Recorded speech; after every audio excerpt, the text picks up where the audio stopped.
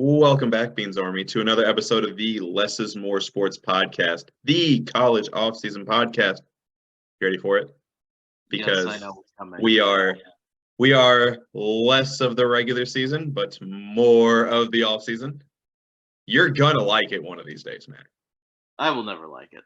I think you will. I think will you not. just gotta accept it. You gotta stop trying to deny it to be cool. Just fit in. Just go with the flow, man. I feel like we're green eggs and hamming this. I will not eat it, with a box. I will not eat it in a box. I will not like that phrase you made. I will not like it till my dying day. I'm really impressed that you came up with that off the top of your head. I'm not gonna lie. Thank you. That was very impressive. You know what? Maybe you should do the intros from here on out, so we can actually do ones that you actually like. What do we even need me for anymore? I mean, gosh, you all tune in for Matt and Bean anyway. I don't even know why I'm here. Bean's just gonna bark into the mic and I'm like, no, you're wrong. The Mets offense is dictated by Francisco Lindor's bat, Bean. Nobody cares about Pete Alonso. Now you hurt his feelings. He actually jumped. He's back. And he just licked the mic again.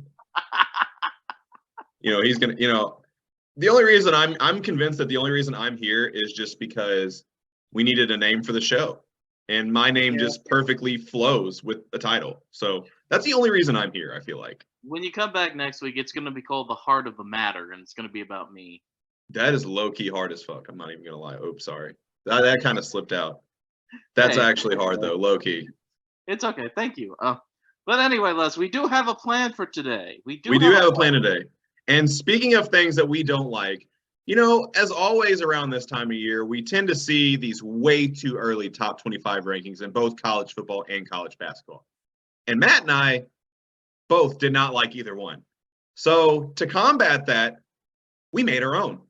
Yeah. So what's going to happen today is that I'm going to give my top 25 college football rankings. Matt's going to ask me a few questions. And then Matt is going to give his top 25 basketball rankings. And trust me, I have a lot of questions for him on those. So without further ado, should we get started, my friend? Let it begin. Let it begin. So I am going to rattle off my top 25 college football rankings starting now, whenever Matt is ready.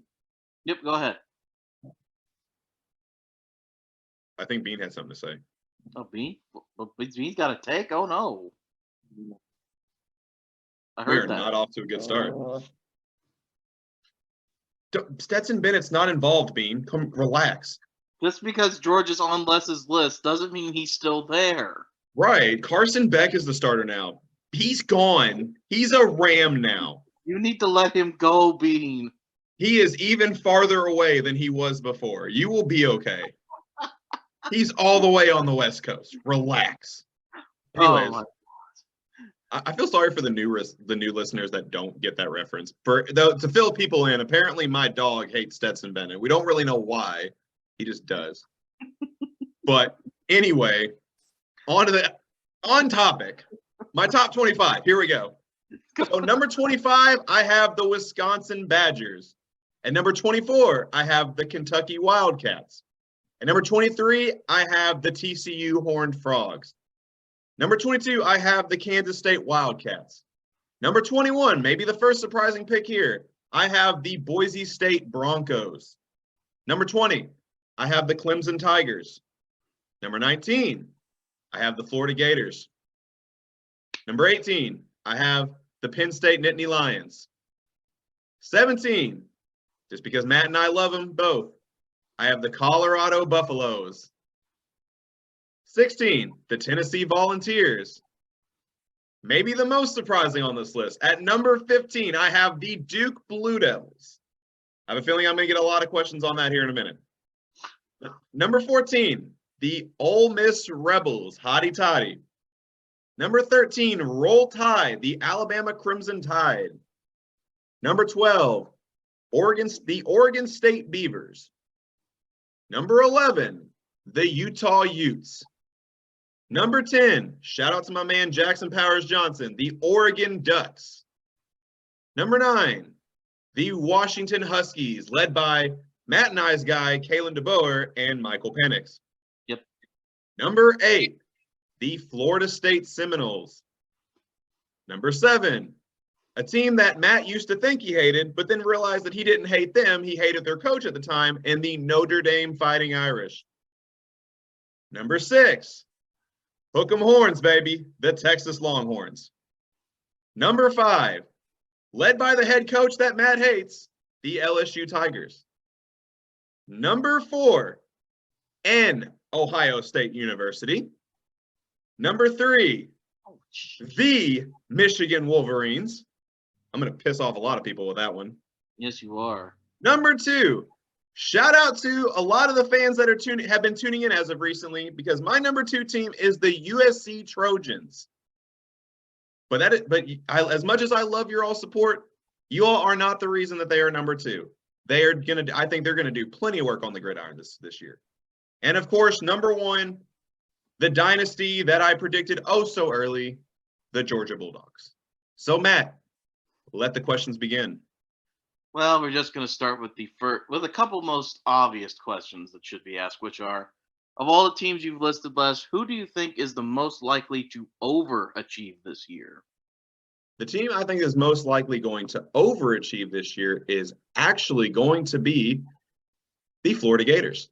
Because when I watched the Florida Gators spring game, as I mentioned in our spring game episode, Billy Napier almost seems like he's got a swagger behind that program. They look livid and they look ready to play.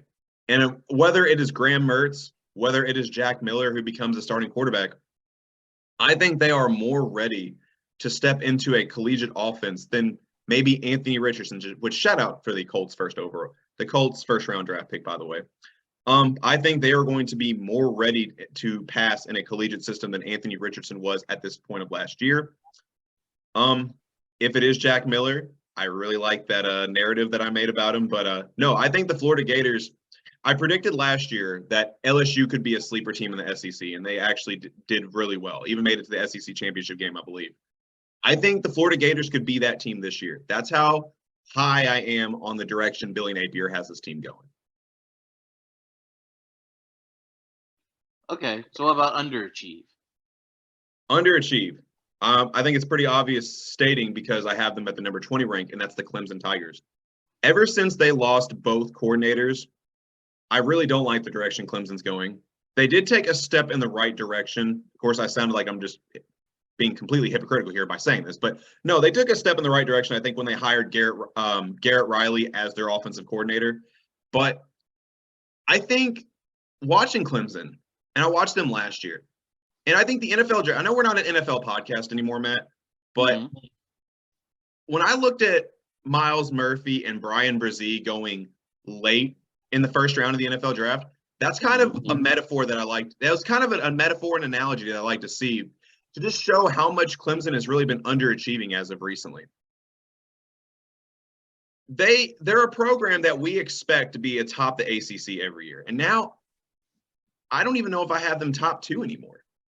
I still have questions at the quarterback position. Even though I was big on Cade Klubnik coming out of high school, I'm not convinced on their quarterback play.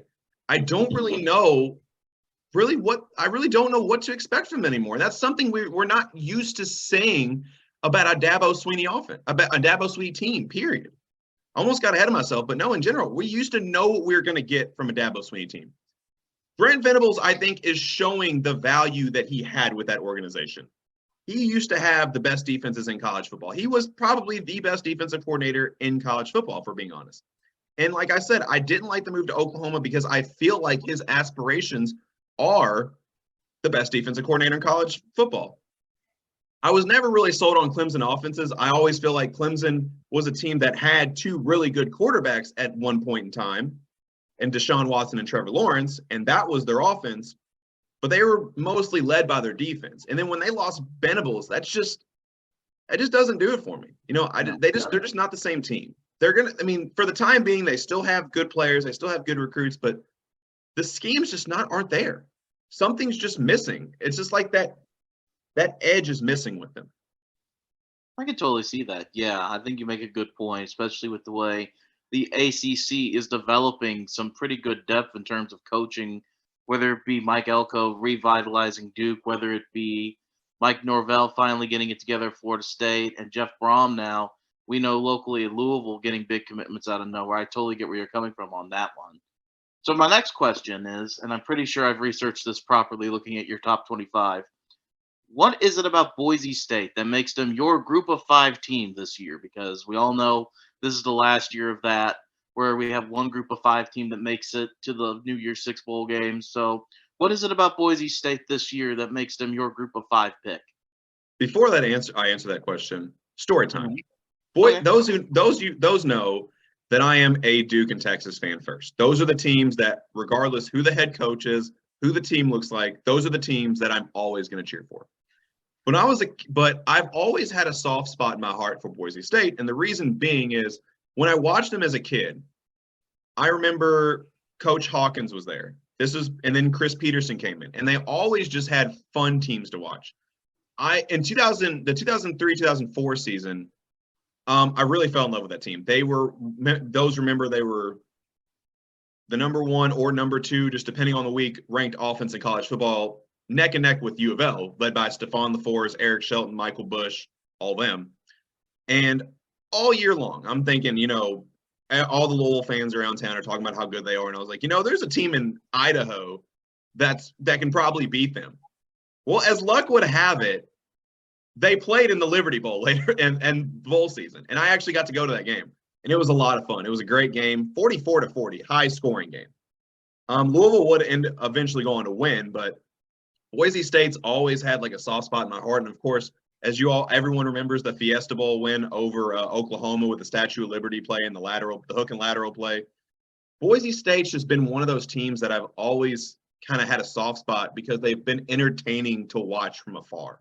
They're not a team that I don't lose sleep over them, whether they win or lose, but they're always a team I like to check in on just to see how they're doing because they are that fun to watch. But the reason I am high on Boise State this year is because I think their skill position combinations are some of the best in the non-group of 5 or group of 5, if I even worded that correctly. But I'm really high on their quarterback, Taylon Green. I'm really high on their quarterback, George Halani. And of course, they got Gentry, another running back that's really good, which, of course, a Boise State fan tried to correct me on Twitter. Don't really know why, because that's not really what I said, but, whatever. Anyways, I think their skill position combination intrigues me so much. And I think they're going to be one of the most entertaining teams to watch outside of the Power 5. I'm excited to see them, too. Like you said, I know they had a pretty good offense last year. And I think it's only going to get better this year, so I'm very excited to see them. And now a question that usually we don't have to ask on this podcast.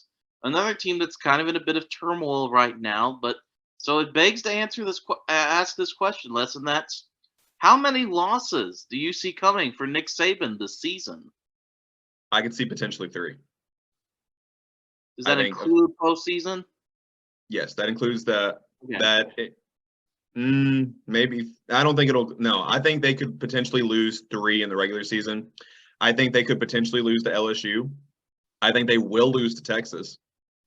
And the third, I think, could be an at-large team that we maybe not see coming. I'm going to be honest. Yeah, and it's the SEC. It's the toughest conference in football.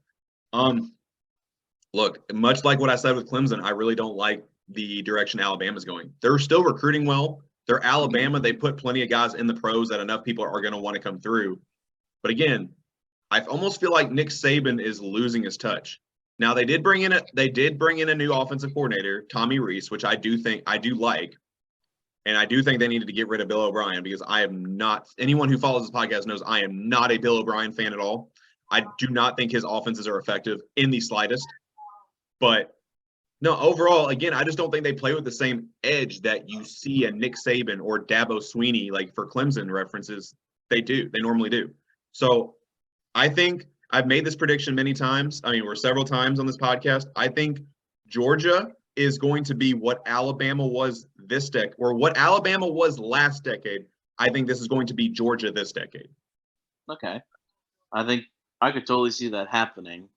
And now for a question that comes a little bit out of left field, Les, which, and I'm sorry, you may not have like a super duper prepared answer for this, but what team outside the preseason top 25 of yours could you see entering the top 25 and having a huge impact on this college football season?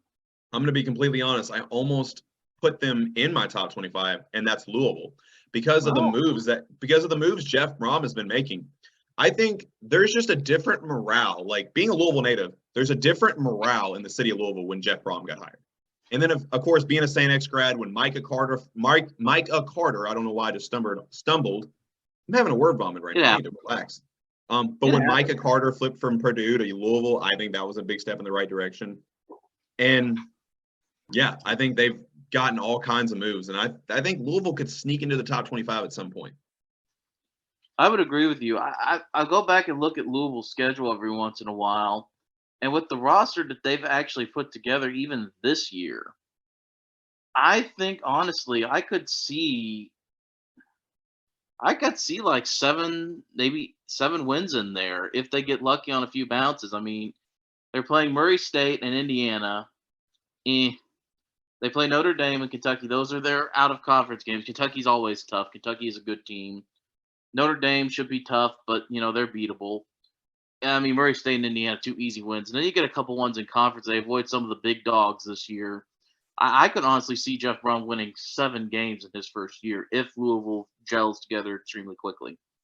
And for my final question, Les, what does USC have to do to overtake Georgia this season? That's a great question. They're gonna have to go undefeated for sure.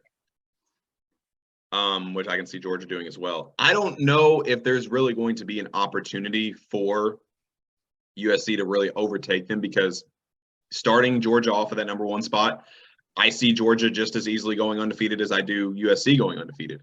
I think USC took a big step forward because of the defensive players they brought in through the transfer portal.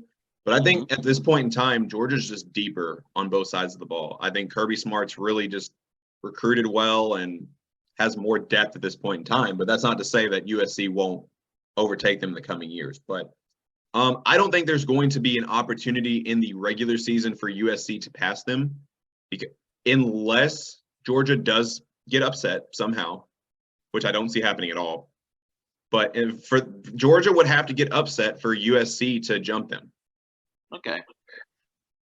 Well, that's all my questions, Les. So now it's time for me to annoy the people by constantly talking about college basketball with my way too early top 25. So here we go, Les. Let's get to it.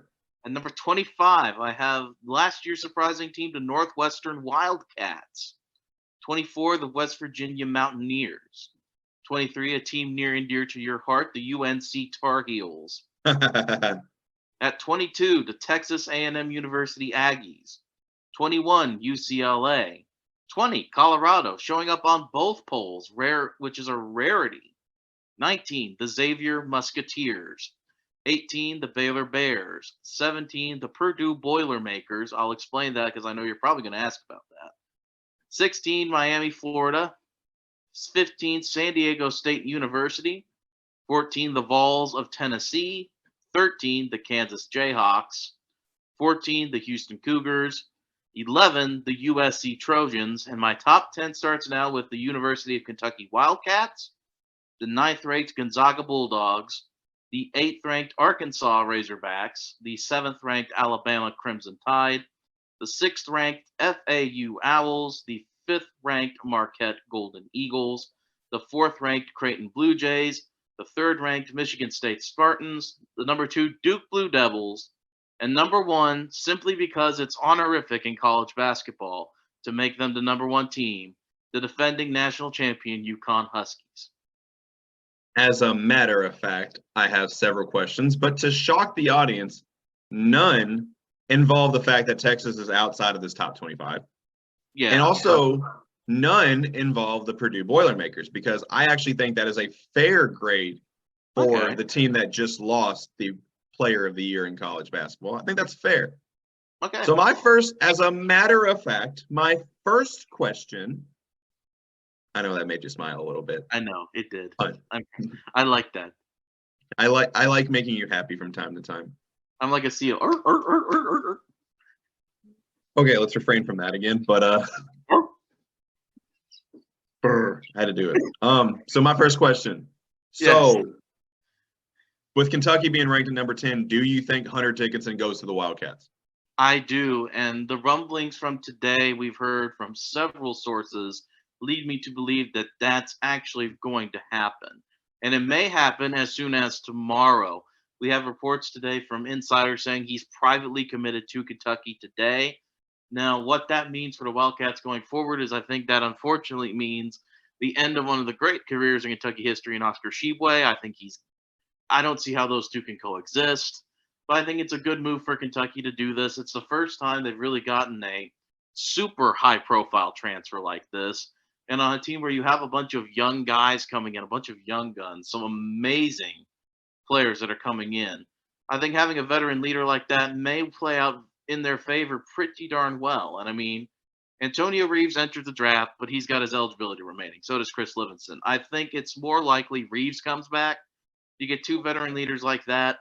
You have a very deep bench. You have an amazing starting five made up of freshmen with DJ Wagner. I mean, Wagner, my bad.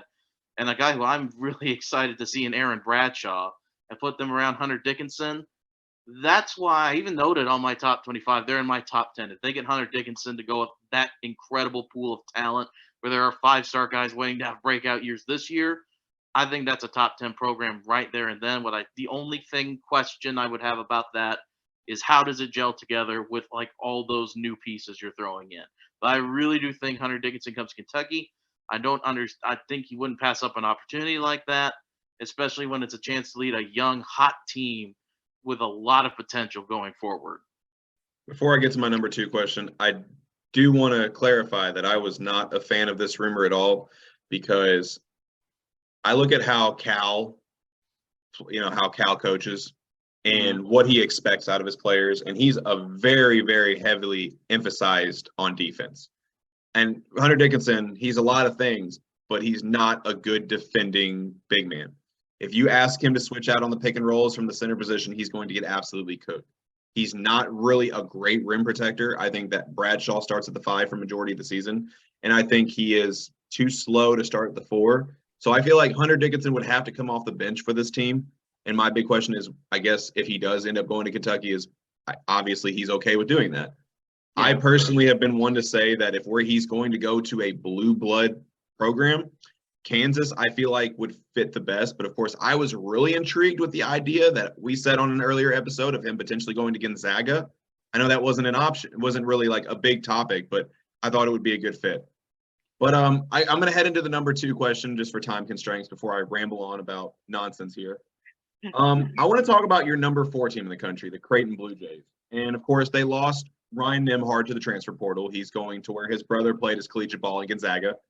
There's rumors that they could potentially still lose Ryan Kalkbrenner and Arthur Kaluma to either the draft or the transfer portal, just all depending. So I guess my question, knowing all of this, why are you sold on them at the 4 spot? I still really like them, even if they do lose Kalkbrenner and Kaluma. They've brought in Stephen Ashworth of Utah State, a guy who I was incredibly high on in the transfer portal. I also really like the Isaac Trout. I don't know if I've said that right. Move out of Virginia. And they've got a guy called Sterling Knox coming in, too. Those are 3 guys who I think are really impressive who are coming in.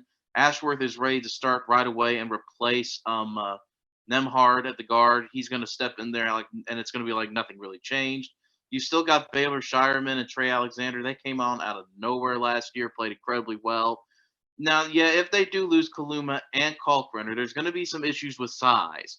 But they're going to play in the Big East where you play kind of loose and fast, and they've got good guards to handle and contain those dudes. And if they do get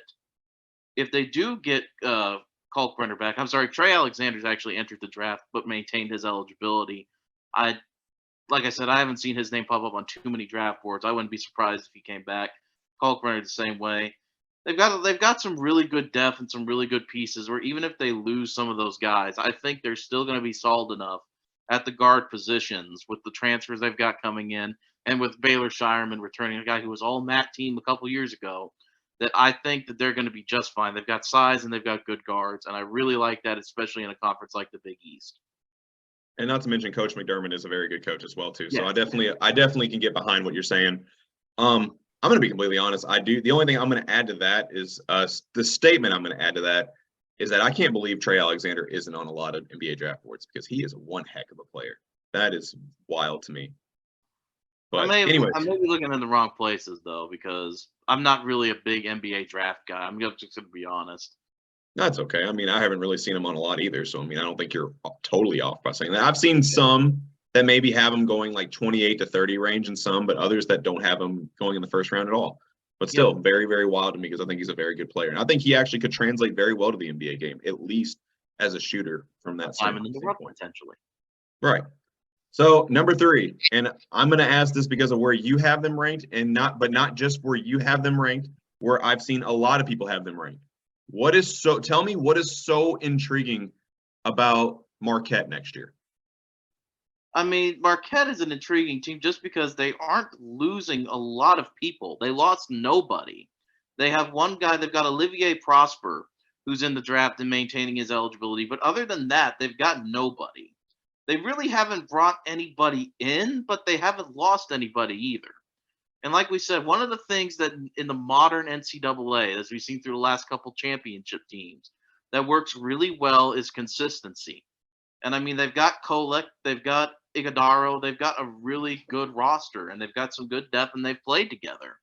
And we've seen it over and over again where a team that's built like that has ended up in the national championship game and even winning. Now, of course, the question a lot of people are going to ask about that is Shaka Smart cursed? And you know what? That's a valid question. I honestly think that some days out of the year, especially with the way it went down for Marquette this season, winning the Big East tournament, and then absolutely flailing out in the NCAA. I think that this will light a fire under that team, where it's like we were all together last year and we underachieved. We need to win this for Coach, so people will stop doubting Coach. We love Coach and we love ourselves as a team.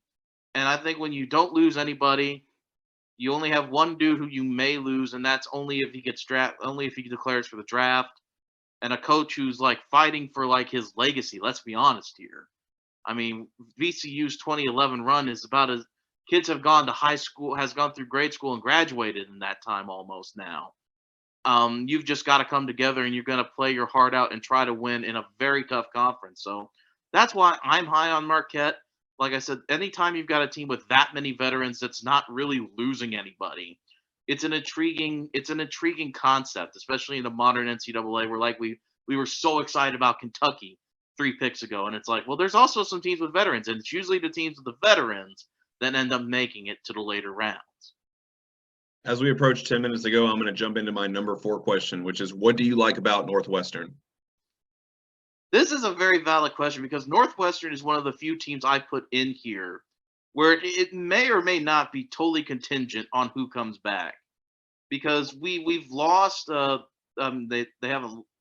they lost Robbie Brand. He's out. He's transferred. They've got Boo Booey and Chase Adij who are in the drafting process right now. If Boo Booey and Chase Adij come back, they're going to be a heavily heavily shooting roster next season with Boo Booey, Ty Berry, Barnheiser, and Matthew Nicholson, a really good center. And I think that they'll be a really exciting team to watch. They've got guys from Liberty, Denver, and Princeton coming in who all kind of play that similar style of ball. I'm really excited to see like how quick Chris Collins just got an extension today. He's trying to get a program rolling. He's trying to like improve the program standing in the Big Ten. I just like their ball movement. If Boo Booey and Chase Adij come back, they're ballers. They have intensity. They know what it takes to win in the Big Ten. They've been part of Northwestern's big success. If they don't come back, sorry, Northwestern, you're falling out of the top 25. I'm just going to be honest there. This was a potential one where it's like if Boo Booey and Chase Adij come back, that roster is loaded with guards. It's going to be shooting the ball. It's going to be fluid movement. And that's what, let's be honest, Les, Big Ten teams struggle to stop that style. And if you can play that style in the conference and get Big Ten toughness while maintaining modern passing and shooting, you're going to be in good shape. So I have one more question plus a bonus question. So my number 5, with the transfers they have coming in, how much noise do you think West Virginia could make in the Big 12? I think they could make a lot of noise. And I mean, let's be honest. I was surprised, honestly, at how many people were coming into West Virginia. But I mean, they have themselves a very interesting roster with Kyrsa coming in from Arizona. And the big one to me, even bigger than Kyrsa, Jesse Edwards coming from Syracuse, a giant center they've got who can just absolutely ball out. And they also got another huge one in Raekwon Battle from Montana State coming in. I think that they have the potential to make a lot of noise because they fit the Bob Huggins positions well. And Joe Toussaint's still there. He's still there. And it's going to be interesting to see what they do with a roster that already, in my opinion, overachieved last year with what they have. And now I've brought in several high-profile guys who, if they take on the style of their coach, the hard-nosed, defensive, stop the ball when it gets down, when it gets in the half-court style offense, they're going to be a really tough team. But the problem with this team, as with any team in the transfer portal era, is how quickly does it take them to play together? How quickly does it take them to gel? And I have a rose-colored glasses approach to this because, like we talked about during the NCAA tournament show, for every Arkansas that makes it to the Sweet 16, there is an Illinois where Matthew Mayer and Terrence Shannon just don't mix with Brad Underwood very well. And will this happen with Bob Huggins, who's known for his kind of abrasive personality and, unique outlook on the game of college basketball? But if I just went by like their pure ability right now, with Kyrsa, with Raekwon Battle, who was an absolute baller, with Jesse Edwards, who's another baller, and add in a guy like with the intensity of Joe Toussaint, I have to think that West Virginia's got a pretty good roster. It's just going to come down to, do they buy in? Do they merge together? And how well do they play beyond that point? So here's my bonus question. But before I get into that, I wish the fans could see what I have to deal with every show. What is Bean doing? Bean, come on. Dude, he keeps messing with my hands. He's like trying to mess with the computer. If we don't talk about him like 24/7, he like is jealous. Look how cute he is, though. Can you blame him? No, don't tell him he's cute. You're just gonna feed his already egotistical self. Look at that face. He's Look at that up face. to no good. This is what I deal with every show. Look at this. Look at that. He yawned. Oh, big stress. He says you humans are boring me. Yeah. But anyways, on to the bonus question. How far, if at all, could you see North Carolina moving up in your top 25 if Elliot Cadeau does indeed decide to reclassify and join this year's team? I think he would be, obviously, that would be like a huge movement. But I feel like we've all kind of got North Carolina burned from last year when they were supposed to be even better than this, and now they're not. But if he does, I mean, my God, that lineup, it's got some good players. I mean, they still got R.J. Davis. They've added Cormac Ryan and Harrison Ingram. They still got Armando Bacot. I think if you add him and they can place him over Jalen Withers, then that's going to make a big difference. But I'm going to be hesitant here because I still don't absolutely adore the bench they've put together. They've got a very good starting five. And especially if they get him, they're going to have a very good starting five. I think Jalen Withers is a slightly underrated because we didn't really get to see how well he could play because we all were kind of cracking jokes at Louisville's expense last year. I like Wojcik too. So I mean, it's just going to be interesting to see what happens from this point. I mean, they've got two. If let's say they do get him, he comes in at the other forward. Then you have Withers. Cadeau's point guard. Cadeau's point guard. Well, then I guess you would take Jalen Withers out, do three guards, Harrison Ingram and Bacot. Mm-hmm. Is what I would think. So you've got Withers and Wojcik on the bench, and that's good. That's going to be a good team. But I'd still want to see how they play going forward because I think you were thinking of his Link Academy teammate Jacoby Walter, who plays. That's what I'm thinking of. Yeah. Cadeau was the point guard. I guess so. You could say that North Carolina is waiting on Cadeau. Not Cadeau. That's a literature reference for everyone who's for the very small group of people who get that reference. But yeah, if they get him, I assume you go 3 guard, 2 forward, and that's still a really good team. Don't get me wrong, but I'd still, much like with West Virginia we just discussed, I just have to see how they play together and how they play into each other's strengths and weaknesses going forward. But I mean, on paper that lineup is really good, and it should be at least solidly in the top 20, somewhere in the 15 to 20 range for me if they got that. because that starting lineup, and because they would be 7 deep at that point, in my opinion, have a pretty loaded roster. I think that would be like at least worthy of like a 15, 16, 17-ish ranking in that zone. So if they don't, they're going to be fine where they are. They're still going to be a fine basketball team. It's just how do they wash that stench away after what happened last year? That is pretty solid. And of course, the Duke fan in me doesn't even want Cadeau to go to North Carolina at all, let alone reclassify to this team. But anyways, that is all the time we have for today. Be sure to like and subscribe to Less is More Sports YouTube and Spotify channel. Tell us in the comments section what you liked or didn't like about this episode. Also, follow the social media pages on Facebook and Twitter. That is at Less is More Sports. We got about a minute and a half left. Any closing thoughts, my friend?